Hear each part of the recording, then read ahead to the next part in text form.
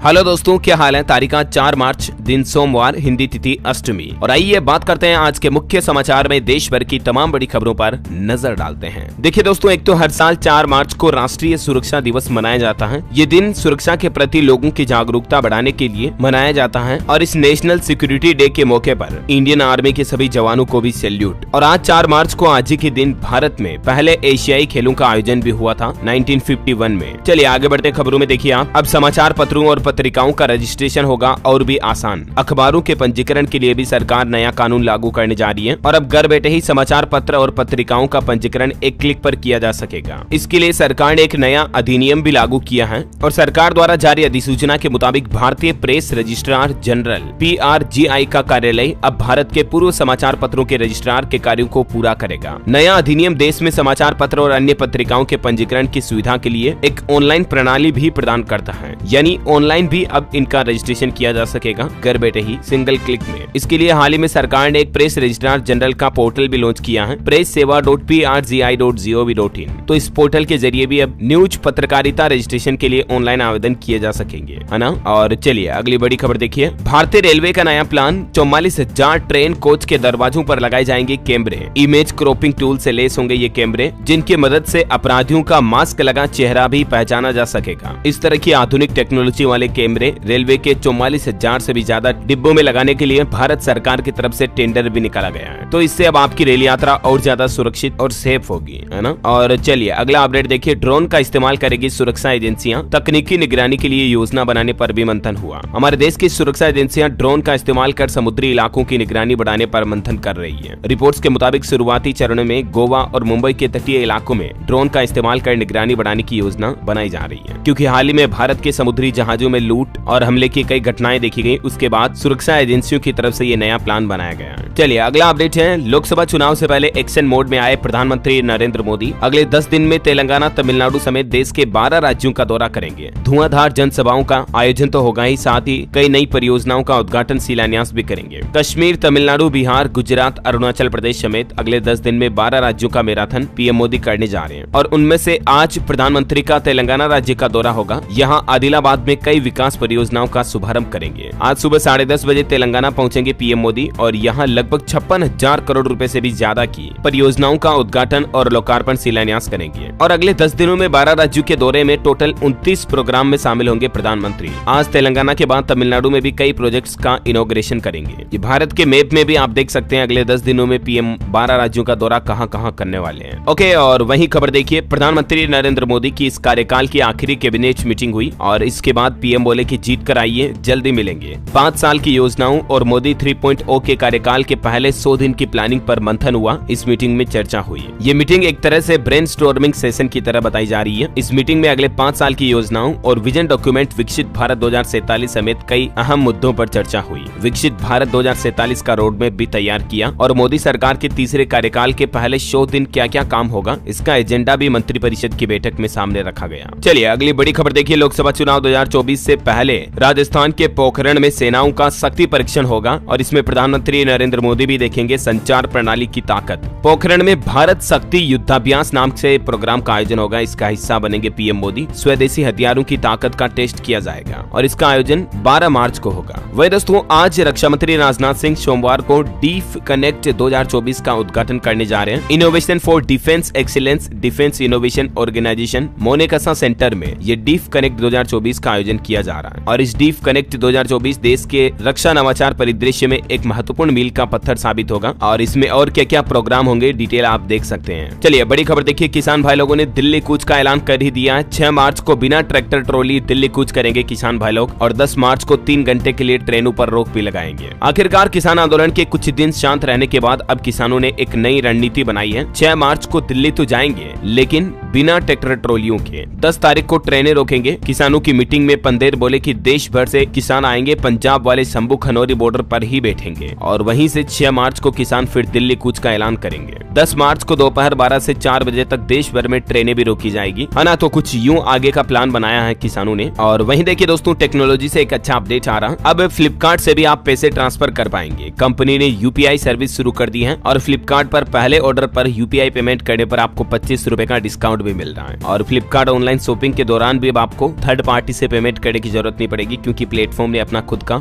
UPI system launch कर दिया है आरबीआई से मंजूरी मिलने के बाद। चलिए खबर है दोस्तों, इंडियन नेवी परसों 6 मार्च को नए MH-60R सीहोक हेलीकॉप्टर शामिल करेगी अपने बेड़े में, और इससे भारतीय सेना की ताकत और बढ़ेगी। एक दुख भरी खबर देखिए आप, भारतीय नौसेना के जहाज से जम्मू कश्मीर का नौसैनिक लापता है। पिछले 6 दिन से उसका कोई सुराग नहीं मिला। कोच्चि से 25 फरवरी को रवाना हुआ था शिप, लेकिन उस शिप से हमारी इंडियन नेवी का ये सैनिक साहिल कहाँ गया, इसका अभी तक कोई पता नहीं चल पाया है। 25 फरवरी को आखिरी बार दिखे थे साहिल। और वहीं देखिए, जम्मू कश्मीर में साल 2027 तक स्थापित किए जाएंगे 2000 स्टार्टअप्स। नई स्टार्टअप नीति का शुभारंभ किया गया जम्मू एंड कश्मीर में, और ये नई नीति छात्रों महिलाओं को उद्यमिता सुविधाएं प्रदान करने के साथ ही सरकारी, निजी और उच्च निवल मूल्य वाले व्यक्तियों के माध्यम से उद्यमियों को सहायता प्रदान करेगी। एटलीस्ट जम्मू कश्मीर में नए नए बिजनेस स्थापित किए जाएंगे। इससे युवाओं के लिए रोजगार बढ़ेगा, नई नई अपॉर्चुनिटी मिलेगी और जम्मू कश्मीर का विकास भी होगा। उपराज्यपाल मनोज सिन्हा का कहना है कि नई जम्मू कश्मीर स्टार्टअप नीति 2024-27 अन्वेषकों को पेटेंट से संबंधित सहायता भी प्रदान करेगी। ओके, और अगला अपडेट देखिए,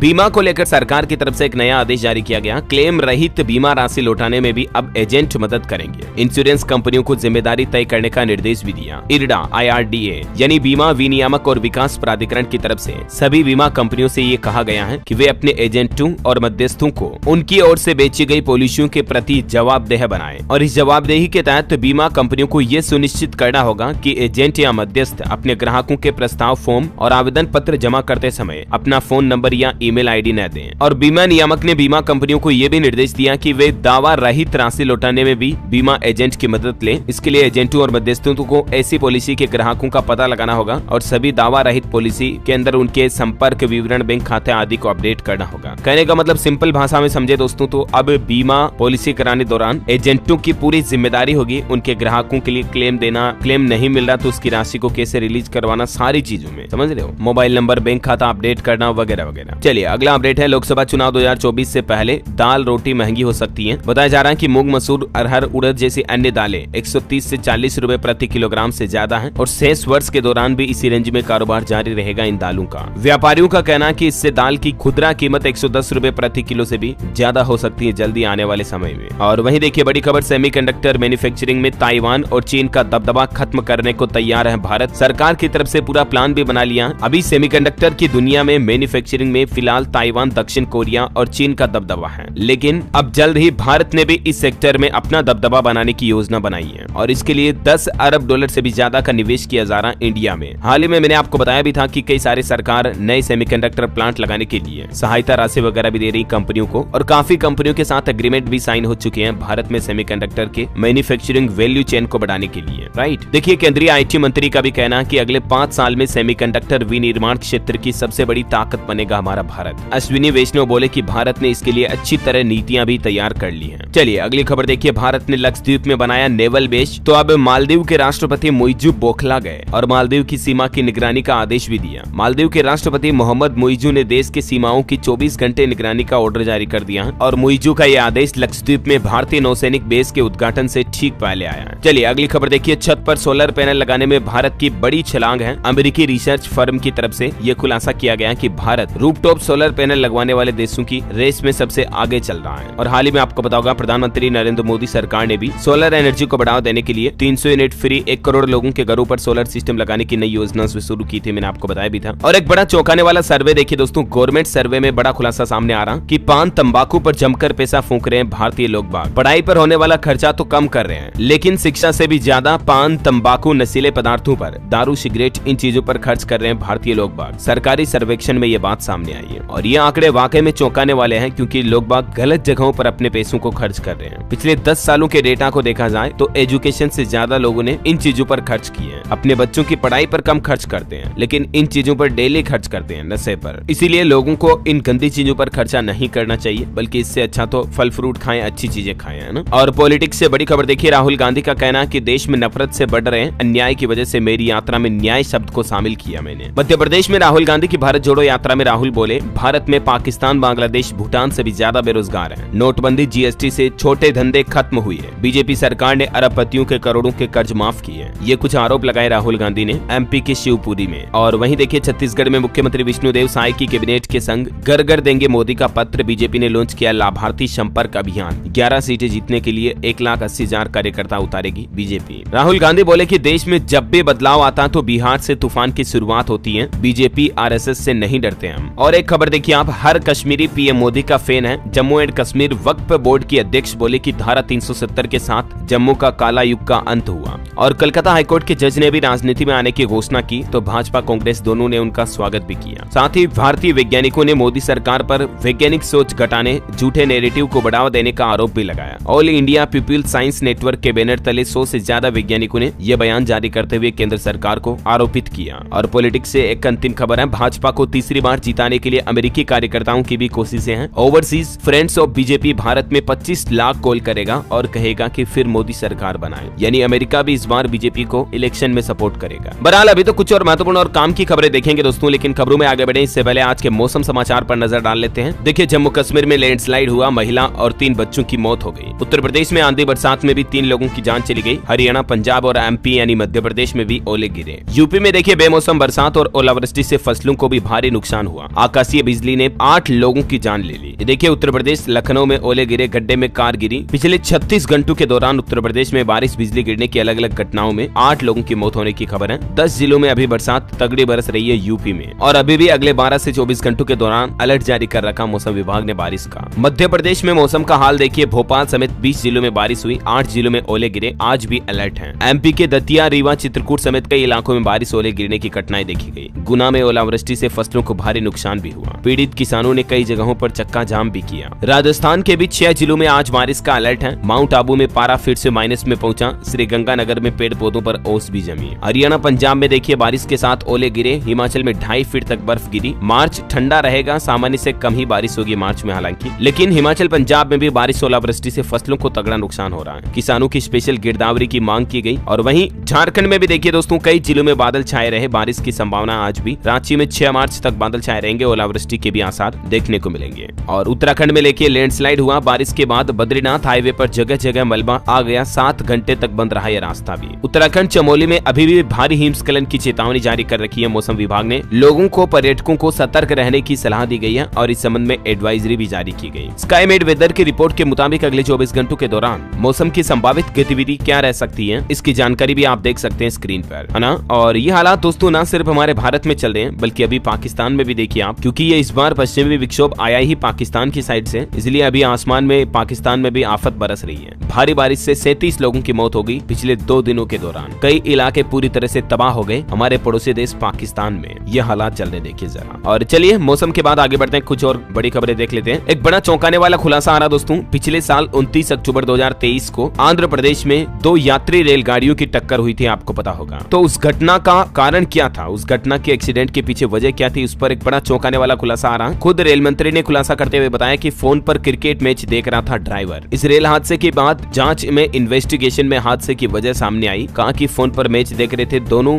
loco pilot, 2 red signal cross कर दिए, मैच देखते देखते पता ही नहीं चला उनको, और यही वजह रही कि एक्सीडेंट हुआ। और एक दुर्घटना कल ग्रेटर नोएडा में भी हो गई। ब्लू सफायर मॉल में बड़ा हादसा हुआ, छत से ग्रिल गिरी, 2 लोगों की जान चली गई। चलिए खबर देखिए, वैज्ञानिकों के शोध में एक खुलासा सामने आया कि अच्छे कर्मचारियों का ये एक खास हुनर होता है। मोस्टली आपको पता होगा, अच्छा कर्मचारी उनको माना जाता है जिनमें ज्ञान ज्यादा हो। इंटरव्यू में भी पूछे गए प्रश्नों के आधार पर उनका नॉलेज परखने की कोशिश की जाती है, राइट। लेकिन अब हालिया एक ताजा शोध में पता चला कि जो व्यक्ति अच्छे डांसर होते हैं ना, जी हाँ लिटरली, जो अच्छा डांस करते हैं वो अच्छे कर्मचारी भी बनते हैं। अब इसके पीछे वजह ये है क्योंकि उनका दिमाग ज्यादा एक्टिव होता है और वो हमेशा सीखने के लिए तैयार रहते हैं। Amazing, right. और वहीं खबर देखिए, हमारे पड़ोसी देश पाकिस्तान में शहबाज शरीफ दूसरी बार बने पाकिस्तान के प्रधानमंत्री। पहले ही स्पीच में उनकी जुबान फिसली, खुद को पीएम की जगह विपक्ष का नेता बता दिया। न्यू लॉन्चिंग पर कुछ अपडेट देखिए। All season mobility e scooter एवेनायर टेक्टस launch हो चुका है। ऑटोनोमस ड्राइविंग फीचर के साथ 160 किलोमीटर की इसमें आपको रेंज मिलेगी, बिना लाइसेंस के भी इसे चलाया जा सकेगा। और मोबाइल फोन लॉन्चिंग पर अपडेट है। इनफिक्स स्मार्ट 8 प्लस स्मार्टफोन 7,000 रुपए में लॉन्च हुआ। इसमें आपको आईफोन जैसा मैजिक रिंग फीचर मिलेगा, 50 मेगापिक्सल का AI dual rear camera setup भी मिलेगा। चलिए बड़ी खबर देखिए, उत्तर प्रदेश की योगी सरकार शुरू करेगी MYUV योजना,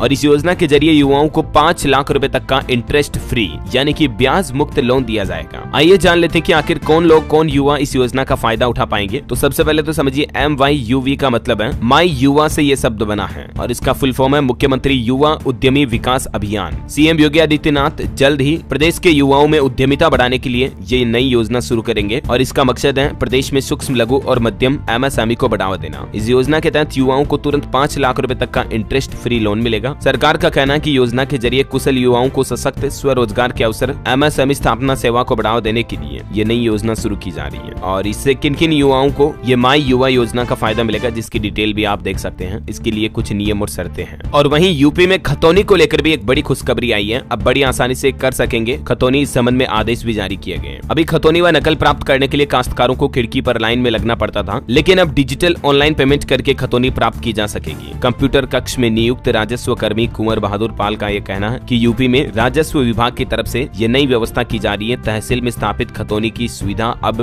बार कोड के भुगतान पर भी मिलेगी। चलिए खबर देखिए, इंतजार खत्म हुआ। अब इस तारीख को पीएम मोदी आगरा वासियों को देंगे मेट्रो का तोहफा, और इसके लिए 6 मार्च तारीख तय की गई है। 6 मार्च को यूपी आगरा मेट्रो का उद्घाटन करेंगे प्रधानमंत्री। और एक बड़ी अच्छी खबर है, नीट जेईई की तैयारी करने वाले विद्यार्थियों को छात्रवृत्ति मिलेगी, निःशुल्क कोचिंग भी कर सकेंगे। बिहार बोर्ड की तरफ से ये एंट्रेंस एग्जाम की तैयारी करने वाले छात्रों के लिए बड़ी खुशखबरी दी है। बोर्ड नीट जेईई के छात्रों को न सिर्फ छात्रवृत्ति देने जा रहा बल्कि निःशुल्क कोचिंग भी उपलब्ध कराएगा। और इस योजना में इच्छुक उम्मीदवार 10 मार्च तक इस ऑनलाइन पोर्टल के जरिए अप्लाई कर पाएंगे। और अच्छी बात यह कि इसके लिए कोई शुल्क वगैरह भी नहीं देना पड़ेगा। हिमाचल प्रदेश में बेरोजगार युवाओं के लिए एक और खुशखबरी है। लोकसभा चुनाव की घोषणा से पहले सीएम सुक्कू ने नौकरियों का पिटारा खोलने की घोषणा की है। उनका कहना है कि अब मल्टीटास्क वर्कर्स के भी 1000 पद भरे जाएंगे जल्द ही। ये नई रिक्रूटमेंट भी आएगी। चलिए खबर है, राजस्थान के मुख्यमंत्री भजनलाल शर्मा ने बैठक की। अफसरों से बोले 100 दिवसीय कार्य योजना के लक्ष्यों को प्रभावी ढंग से पूरा करें। उत्तराखंड में भी आज धामी मंत्रिमंडल की बैठक होगी। लोक एवं निजी संपत्ति क्षति वसूली एक्ट समेत कई बड़े फैसले लिए जाएंगे उत्तराखंड के मुख्यमंत्री पुष्कर सिंह धामी की इस आज कैबिनेट मीटिंग में। और वहीं देखिए, नीति आयोग का कहना है पिछले 10 सालों में स्वास्थ्य क्षेत्र में तेजी आई। अब जीवन प्रत्याशा 85 साल तक पहुंचने का प्रयास किया जा रहा है। मतलब लोगों की जीवन की उम्र को 71 साल से 85 साल तक पहुंचाने का प्रयास किया जाना चाहिए अगले 25 सालों में देश में। और खबर देखिए, इंडिया यूएई के बीच समझौतों को लेकर तेल के बिना भी दोनों देशों का व्यापार $100 अरब पहुंचाने का लक्ष्य तय किया गया। और कई सेक्टर्स में संभावनाएं हैं। साल 2030 तक इंडिया यूएई ट्रेड को बढ़ावा देने के लिए दोनों देशों की सरकारों ने आगे की रणनीति भी बनाई। और बड़ी खबर देखिए, बाल अधिकार संरक्षण आयोग ने उल्लू ऐप पर कार्रवाई की मांग की। 10 दिनों के अंदर रिपोर्ट पेश करने का आदेश भी दिया। उल्लू ऐप पर आरोप है कि बच्चों पर बुरा असर डाल रहा है ये ऐप का कंटेंट। और एनसीपीसीआर ने सूचना मंत्रालय को पत्र लिखकर कार्रवाई की मांग भी की। चलिए खबर है, 15 मार्च से शुरू होगा राजस्थान का सबसे बड़ा B2B इवेंट। 1200 से ज्यादा बिजनेसमैन इसमें हिस्सा लेंगे। अगर आप भी किसी भी फील्ड में बिजनेस करते हैं तो जरूर इसमें हिस्सा लीजिएगा, जुड़िएगा। और खबर देखिए, पहली बार सरकारी अस्पताल में सर्जरी करेगा रोबोट। पहले 300 मरीजों को मिलेगा फ्री सर्जरी की सुविधा का फायदा। मुंबई के KEM सरकारी अस्पताल में पहली बार रोबोटिक आर्म की मदद से सर्जरी की जाएगी। खबर है, उत्तर प्रदेश में सूखे से निपटने के लिए विशेषज्ञ करेंगे मंथन। सीएम योगी के निर्देश पर 1 दिवसीय कॉन्फ्रेंस का आयोजन होने जा रहा और इसमें देश भर के स्पेशलिस्ट भी शामिल होंगे। आज 4 मार्च को ही इसका आयोजन होगा, जो कि उत्तर प्रदेश में आपदाओं से निपटने के लिए क्या समाधान किए जाएंगे, इस पर चर्चा होगी, मंथन होगा। खबर है, यूपी कानपुर डिफेंस कॉरिडोर से भी बदलेगा उत्तर प्रदेश का भविष्य। 20,000 युवाओं को नौकरियां मिलेगी। 41 तरह के हथियार बनेंगे यहाँ। इनमें मिसाइल, एयरक्राफ्ट और तोप भी शामिल हैं। मैंने आपको बताया था ना कि हाल ही में कानपुर में अडानी की तरफ से ये डिफेंस कॉरिडोर की पहली यूनिट शुरू की गई। और खबर है, आजमगढ़ से पीएम मोदी देश के 15 एयरपोर्ट का लोकार्पण करेंगे। तैयारियों का जायजा लेने सीएम योगी खुद भी पहुंचे। पीएम मोदी के दौरे से पहले आजमगढ़ पहुंचे सीएम योगी, ये देख सकते हैं आप तस्वीरें। 10 मार्च को प्रधानमंत्री आजमगढ़ का दौरा करेंगे और यहाँ से देश भर के 15 एयरपोर्ट का लोकार्पण भी करेंगे। यूपी प्रयागराज के भी 10 विद्यालयों की बदलेगी सूरत। सीएम योगी आदित्यनाथ ने किया शिलान्यास। संगम सभागार में लाइव प्रसारण भी हुआ। और खबर है, पंजाब में जालंधर वासियों को मुख्यमंत्री भगवंत मान की बड़ी सौगात। 283 करोड़ के प्रोजेक्ट का तोहफा दिया। पंजाब खेल विभाग में भी 10 मार्च तक कर पाएंगे आवेदन। 286 कोच सुपरवाइजर के पदों पर होगी भर्ती। हर साल चेक की जाएगी परफॉर्मेंस। और पंजाब में 120 माइक्रोन के प्लास्टिक को भी अप्रूवल मिली। दिल्ली के सीएम केजरीवाल बोले कि पुरानी सरकारों ने व्यापारियों को चोर समझा। भगवंत मान कैप्टन पर्वत से भिखारी कहा। तो यूं कुछ पंजाब की पॉलिटिक्स का माहौल चल रहा है। इस बीच पंजाब लुधियाना में 13 स्कूल ऑफ एमिनेंस का उद्घाटन किया गया। केजरीवाल ने कहा शिक्षा से ही गरीबी दूर होगी। और खबर देखिए, बिहार में बीजेपी के विधायक समेत 4 नेता कोरोना संक्रमित हो गए। प्रधानमंत्री से मिलने की इन्हें फिर इजाजत नहीं मिली। गया एयरपोर्ट पर इनकी जांच की गई तो ये कोरोना पॉजिटिव पाए गए। और देखिए, 5 फरवरी को बिहार आएंगे देश की वित्त मंत्री निर्मला सीतारमण भी। सांसद राजीव प्रताप रूडी बोले कि केंद्र की योजनाओं की लेंगी जानकारी। और चलिए एजुकेशन पर कुछ अपडेट देखिए। रेलवे प्रोटेक्शन फोर्स में SI एवं कांस्टेबल पोस्ट के लिए आवेदन 15 अप्रैल से शुरू होंगे। 4660 पदों पर होगी नियुक्तियां। मध्य प्रदेश शिक्षा विभाग ने RTE के तहत आवेदन की अंतिम तिथि को बढ़ाकर 5 मार्च तक फॉर्म भरने का मौका दिया है गरीब छात्र छात्राओं के लिए। और अंतर्राष्ट्रीय न्यूज पर बड़ी खबर देखिए, गाजा में 22 लाख लोग भूखमरी की कगार पर हैं। अमेरिका ने खाने के पैकेट पैरासूट से गिराए, समुद्र में भी उतर पड़े हजारों फिलिस्तीनी। ये देख सकते हैं आप तस्वीरें कि लोग बाग खाने के लिए कितने तरस रहे गाजा में, क्योंकि इजराइल हमास जंग जो चल रही है ना, उसके बाद गाजा के लोगों के हालात काफी खराब चल रहे हैं। हालात तो ये है कि अब सड़कों पर अस्पताल लगाए गए, टेंट लगाकर मरीजों का इलाज किया जा रहा है गाजा में। वही खबर है कि पाकिस्तान समेत 10 देशों के प्रवासियों को भी निकालेगा फ्रांस। ये शरण के बहाने घुसपैठ कर रहे हैं, दंगे हमलों को बढ़ावा देते हैं और इसलिए इन्हें देश निकाला दिया जाएगा। खबर है लाल सागर में हुतियों के हमले के बाद जहाज डूबा। 13 दिन पहले यमन के पास मिसाइल अटैक हुआ था, ब्रिटेन ने क्रू को रेस्क्यू भी किया। अनंत राधिका प्री वेडिंग सेलिब्रेशन के तीसरे दिन की कुछ तस्वीरें देखिए आप। महाआरती के दौरान साथ दिखा अंबानी परिवार, राधिका ने अनंत के लिए डांस भी किया। अनंत राधिका की प्री वेडिंग गेस्ट ने वनतारा में लंच किया, चूल्हे की रोटियां परोसी गई। बिल गेट्स ने लाइफ टाइम इवेंट बताया। ये और भी बॉलीवुड स्टार्स वगैरह की तस्वीरें आप देख सकते हैं। ये सब कुछ वनतारा प्रोजेक्ट एरिया के अंदर ही है। और बॉलीवुड से खबर है, आर्टिकल 370 फिल्म का ग्लोबल कलेक्शन 64 करोड़ 34 लाख रुपए हुआ। और अंत में आज के राशिफल पर नजर डालें दोस्तों, तो देखिए आप, वृष राशि वालों को उम्मीद से ज्यादा फायदा मिल सकता है आज। कर्क राशि के लोगों के इनकम सोर्स बढ़ेंगे। कन्या राशि के लोगों की कड़ी मेहनत सफल होगी। मीन राशि के लोग जीवन में संतुलन बनाए रखें तो फायदा होगा। और इस सप्ताह 9 मार्च तक कुंभ राशि के लोगों को सितारों का साथ मिलेगा। मीन राशि वालों के लिए भी ये काफी फायदेमंद सप्ताह रहेगा, है ना। और दोस्तों आप मुझे कमेंट करके बताइए कि भारत में वनतारा प्रोजेक्ट किसके द्वारा लॉन्च किया गया। कमेंट में लिखना आपको उनका नाम। और साथ ही अगर आपको ये वीडियो अच्छा लगा तो इसे लाइक करना, शेयर भी करना। DLS न्यूज चैनल को सब्सक्राइब करके बेल आइकन जरूर दबा देना, ताकि आप रोजाना ऐसे इन्फॉर्मेटिव काम की खबरें तुरंत अपने मोबाइल पर देख पाएंगे। जय हिंद, जय भारत, वंदे मातरम।